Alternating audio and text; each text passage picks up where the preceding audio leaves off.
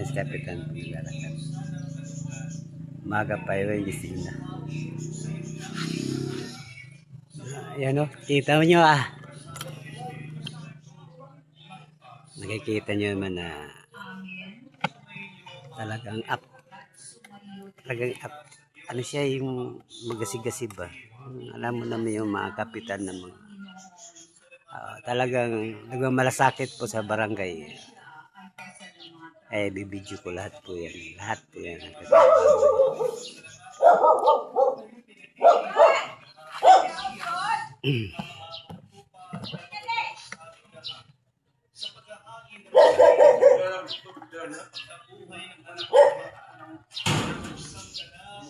Kapitan natin oh. Si R. Angkilan. Yan pong bahay nila.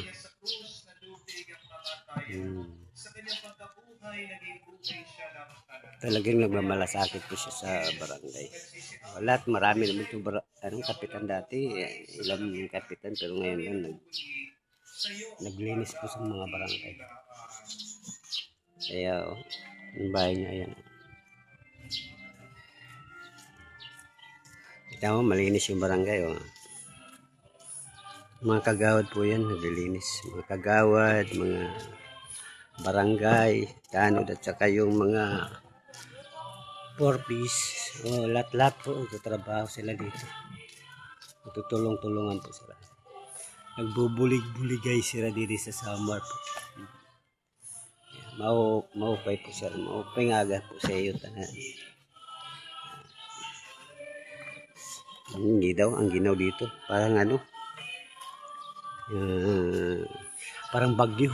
Kita mo ayun pagso. Kapitan mo lalabas na oh. Ayan, may pala oh.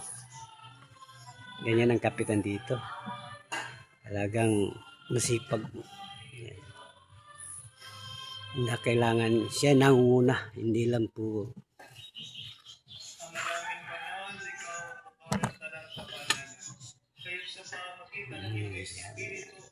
Ang linis pa ng barangay yan eh. Talagang aktibo po. Ito yung bahay nila dito. Yung magkakapatid lang yan. Yan po yung isa rin. Kapitan yung kapatid niya dati. Ex-kapitan yung kapatid niya.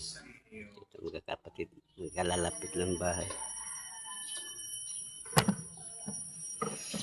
Yan po ang kapitan. Pala na siya. Diba? Ganyan talagang kapitan. Dapat siya namumuno po sa barangay. Hindi yung patulog-tulog.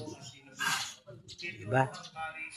Saan kayo nakakita kapitan ganyan? Dito lang. Yan si Upaw.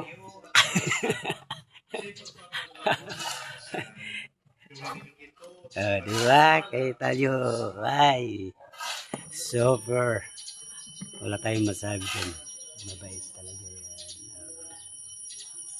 Sure na sure.